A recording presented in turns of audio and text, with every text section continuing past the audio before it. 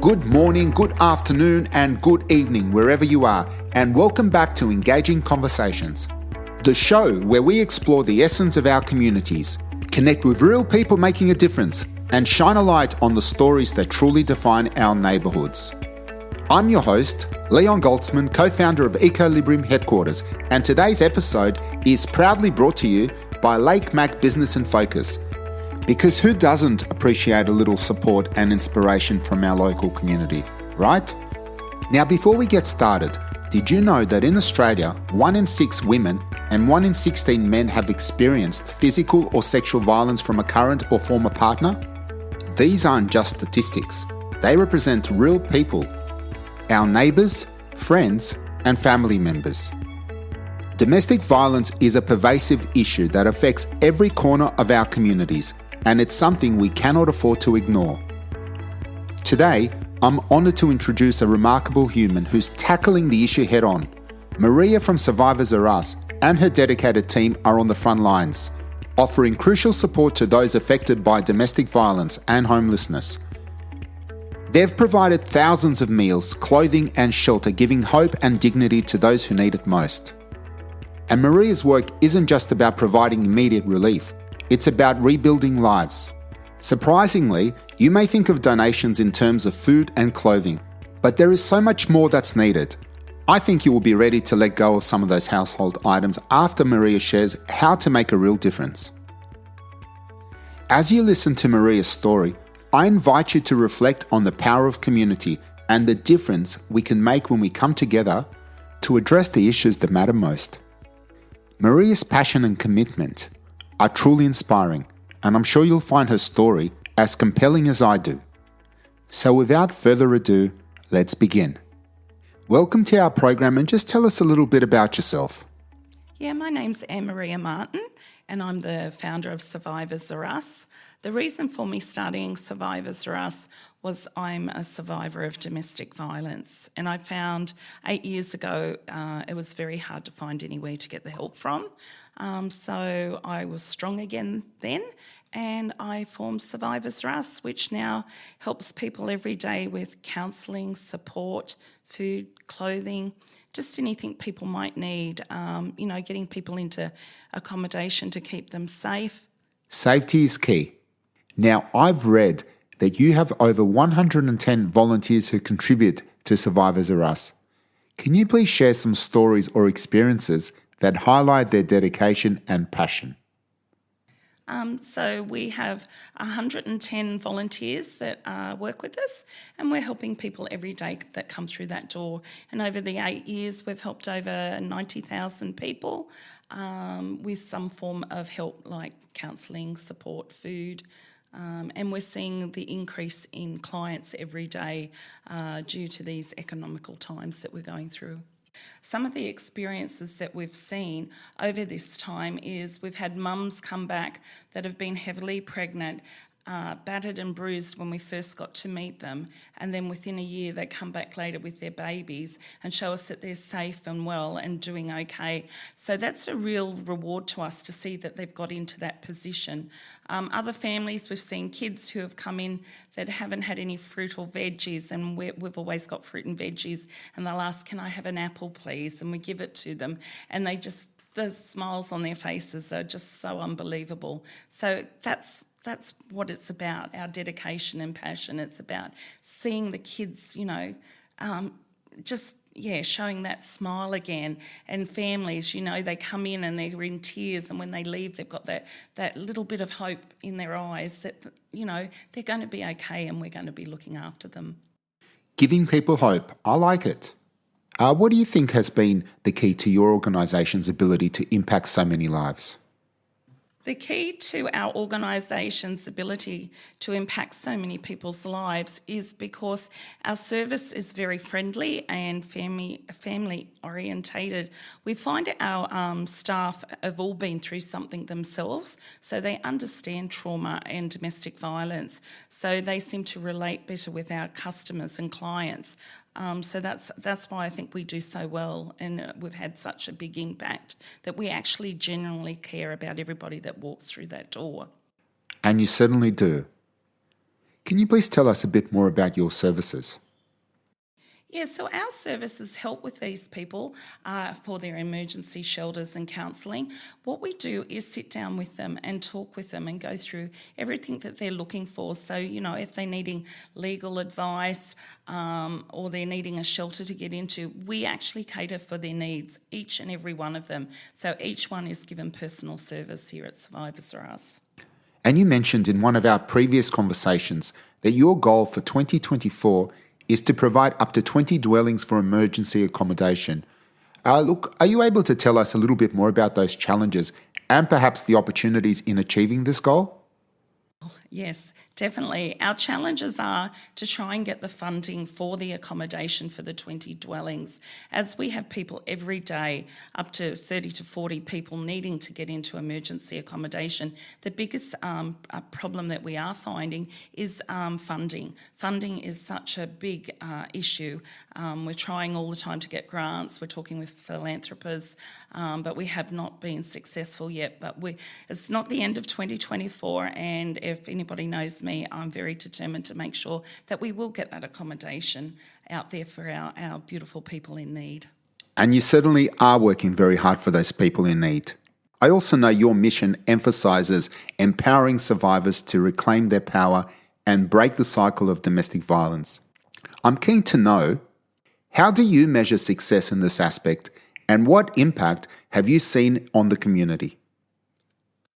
Survivors Are Us empower our survivors by helping them set their lives up again, whether they have to open a bank account, whether they have to get a home to live in, or just to have us help them with food or white goods, anything that they need to start their lives again. So measuring that success is by how many people we see come through our doors and that we turn their lives around so they can again walk out that front door with a big smile on their face and know that they're going to survive their life and start over again. With the increasing need for domestic violence support, what role do you see for businesses, schools and government agencies in supporting organisations like Survivors Are Us? Our business needs to be able to get into schools and governments to let them know how they can support an organisation like Survivors Are Us. So going in and speaking to schools to talk about what is good behaviour and what is bad behaviour, and teaching young people is a really important thing to let them know that domestic violence is unacceptable behaviour. And also with the government agencies, if they could be out there helping, supporting non-for-profits like Survivors Are Us, that would give us more power to be able to help more people in the community. And this is why we need more people to get involved. Are you able to share some of the urgent needs that your organisation currently faces and how our listeners might be able to help? The biggest need that we have at Survivors Are Us at the moment is we're needing more food, more clothing, white goods, so when we're setting up families to go into their home again, they've got the basic necessities like a fridge, a washing machine, a bed. Those are the sort of things that we need the public to be able to come and donate to us. Money is always good, but if they can donate food already bought, that makes it easier. Otherwise, if they do donate money, we can actually buy it from Food Bank in Sydney, which then gives us in turn more volume to be able to give out to the public. So collaboration is a core value for Survivors Are Us. Can you tell us some of the most impactful partnerships you've formed and how they've contributed to your mission? Yeah, in collaboration with Survivors Are Us, we work very closely with Food Bank out of Sydney. I started with them 8 years ago, and that's how we get our food here, to be able to sell at low cost to our clients in need. Also, OzHarvest donates to us once a week, and that's all free fruit and veg. So that means on a Friday, we've got our beautiful people can come in and get a free bag of fruit and veg, so we know that they are getting the nourishment that they're needing every week. So if it wasn't for those two main organisations, Survivors Are Us wouldn't be doing what they're doing. Well done, Food Bank and OzHarvest. Now, moving on to corporate performance and stakeholder communication, what fundamental changes or improvements are you focusing on over the next 12 months? Our organisation is improving its corporate performance. We've actually put ourselves a advisory board together, so we've got more people with more experience being able to help us with more work that we're doing in the community. We have accountants, we have developers, we have bank managers, we have just people that can help us run our business better. And talking about people, Survivors Are Us strongly emphasises diversity, equity and inclusion. How do you ensure that your services are accessible and sensitive to the needs of diverse populations? With Survivors Are Us, we emphasise diversity, equality and inclusion by helping everybody. We have an open door policy to everybody, so it doesn't matter what race, religion, that you are, we help everybody. We never exclude anybody from walking through that door.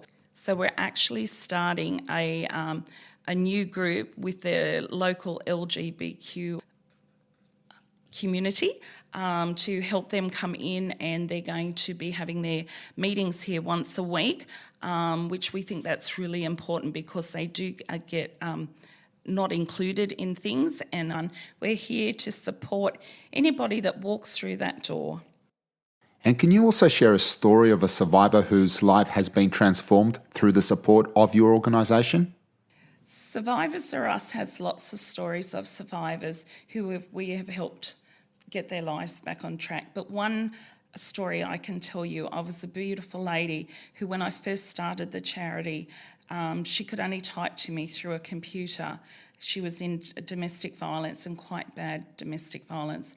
We couldn't get her out, but over the years we've been constantly on the computer, and now she can get out of the home and comes to see us once a week. She has a breakfast with us at our free breakfast. She has now, after 8 years, finally come and told me she's finally free and she's got her life back together.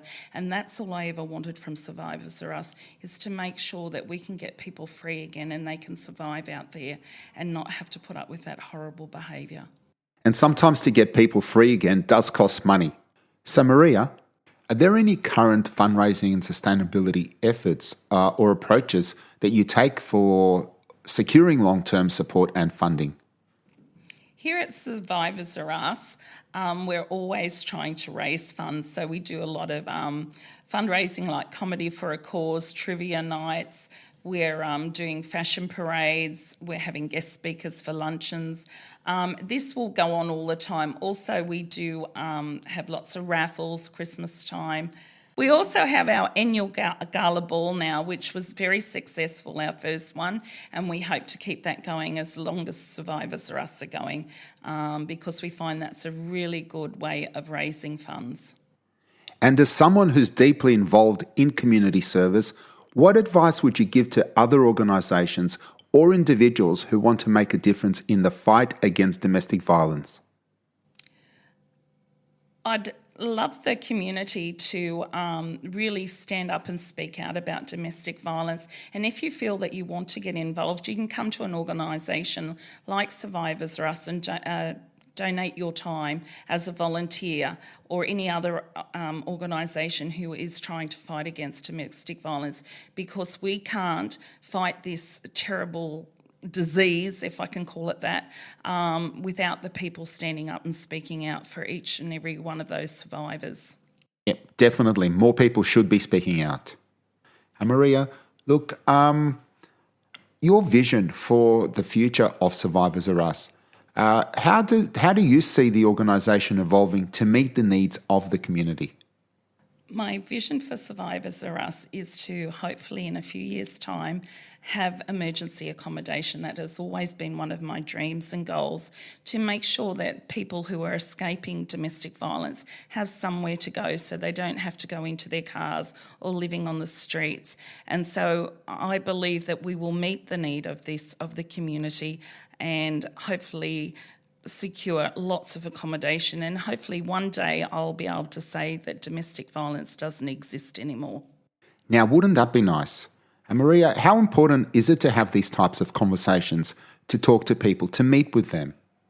It's very important to have meetings with people and talk about it so they understand about what we do here every day and how passionate we are about getting this happening, trying to stop this domestic violence and asking people for their help so we can get this emergency accommodation or how they can help us feed people every day. So that's what it's about. It's about getting people together and contributing. So Maria, if people wanted to get in contact with you, how would they? How would they get in contact with you? So if people would like to contact Survivors Are Us, you can contact us through our Facebook page, our email, which is survivorsareUsincorporated.com. They can come to our address. We're at the warehouse, which is 57 Pendlebury Road, Cardiff, or they can phone us on 49537108, and there's always somebody there to take your call. And if there is one thing you would like the audience to take away from this conversation, Maria, what would that one thing be?